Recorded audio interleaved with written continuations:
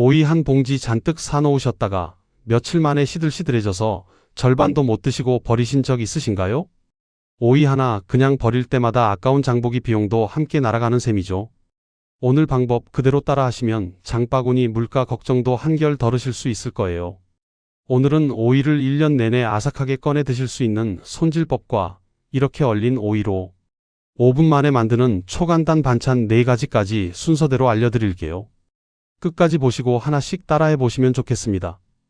도움이 되셨다면 댓글로 좋아요 한 글자만 남겨주세요.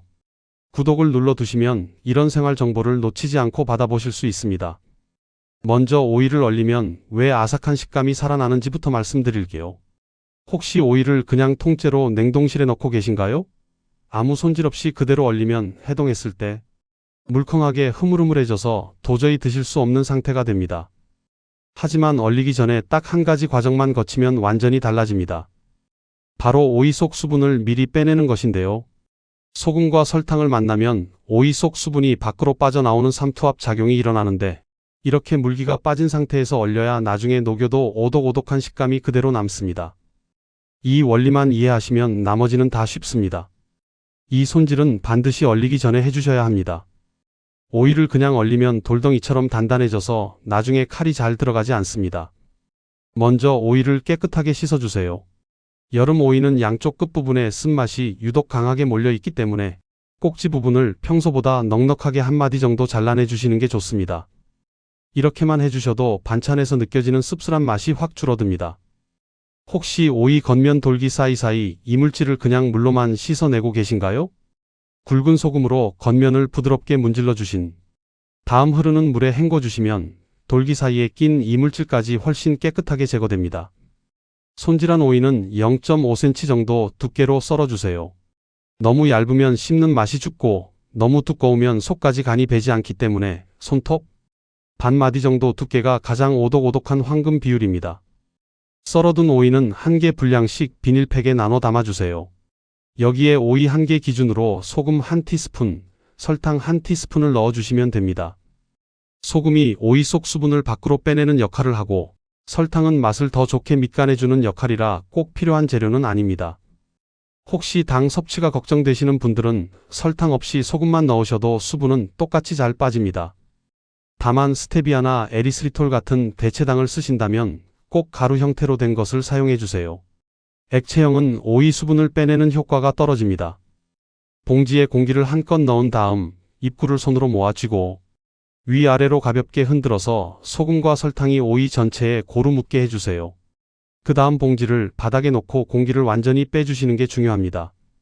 공기가 남아있으면 냉동실 안에서 서리가 끼기 쉽고 신선도도 훨씬 빨리 떨어집니다. 공기를 다 뺀 상태로 입구를 꽁꽁 묶어서 냉동실에 넣어주시면 손질은 끝입니다.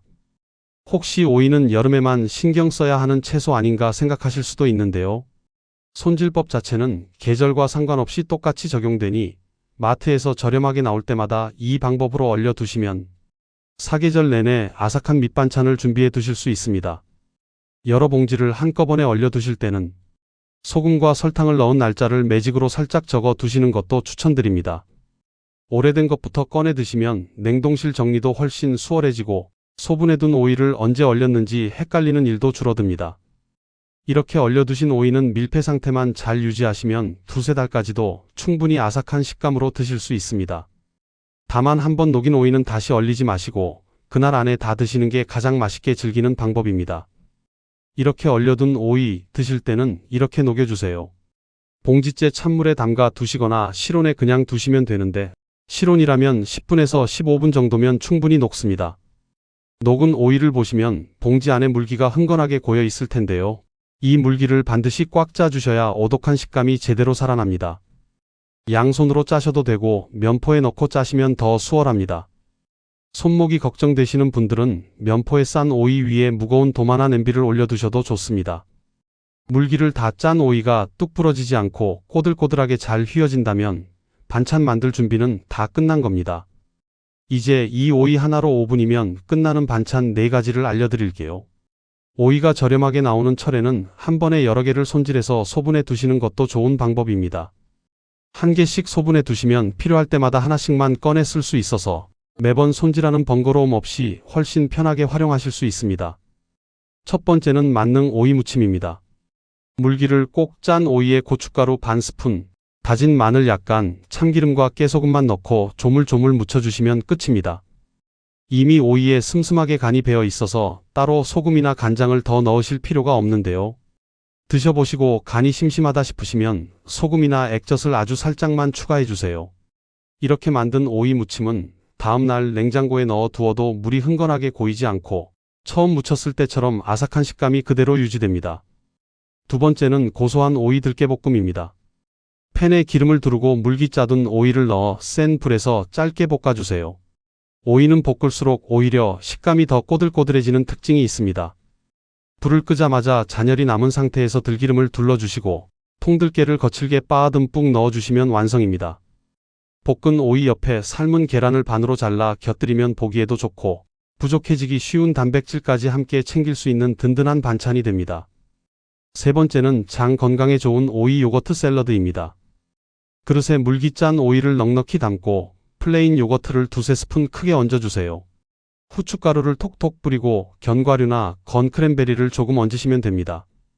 오이에 이미 은은한 간이 되어 있어서 따로 소금을 치지 않아도 새콤하면서 간이 딱 맞습니다. 우유나 요거트에 속이 더부룩하신 분들은 유당이 적은 그릭 요거트로 바꿔 드셔도 좋습니다. 한 번에 여러 그릇 만들어 소분해 두시면 3일 정도는 냉장고에 두고 아침마다 꺼내 드실 수 있습니다. 마지막 네 번째는 국수 고명 활용법입니다. 생 오이를 채 썰어 국수에 올리면 시간이 지나면서 물이 흘러나와 양념장이 싱거워지고 면이 축축해지는데요. 이 냉동 오이는 이미 물기를 꼭 짜둔 상태라 고명으로 듬뿍 올려도 양념 맛을 전혀 흐리지 않습니다. 마지막 한 입까지 아삭한 식감이 그대로 살아 있어서 비빔국수뿐 아니라 냉국수나 열무국수에 올려도 아주 잘 어울립니다. 오이 하나만 미리 손질해서 얼려두시면 무침으로도 볶음으로도 샐러드로도 고명으로도 매일 색다르게 밥상에 올리실 수 있습니다. 오이 한 봉지 가득 사놓고 다 못 먹어서 물러진 채로 버리셨던 기억이 있으시다면 이제 걱정 조금은 덜어내셔도 됩니다. 그리고 반찬을 만드실 때 간을 맞추는 것도 조금 신경 써주세요. 냉동 오이는 절임 과정에서 이미 슴슴하게 간이 배어 있는 상태라 여기에 액젓이나 진간장을 처음부터 듬뿍 넣으시면 생각보다 훨씬 짜질 수 있습니다. 특히 여름철엔 나도 모르게 짭조름한 음식을 많이 드시게 되니 물기를 짠 오이를 한 입 먼저 드셔보신 다음 부족한 간만 조금씩 더해가며 맞추시는 게 가장 안전합니다. 오늘 알려드린 방법 짧게 정리해 드릴게요. 오이를 썰어서 소금과 설탕으로 절인 다음 공기를 완전히 빼서 얼려두시고 드실 때는 물기를 꽉 짜서 사용하시면 됩니다. 이 한 가지만 기억하시면 무침이든 볶음이든 샐러드든 고명이든 다양하게 활용하실 수 있습니다. 오늘 알려드린 방법들 하나씩만 실천해 보셔도 오이 버리는 일이 훨씬 줄어드실 거예요. 저렴하고 싱싱한 오이 이제 망설이지 마시고 넉넉히 사두세요. 다음 영상에서도 생활에 도움이 되는 정보로 찾아뵙겠습니다. 오늘도 시청해 주셔서 감사합니다.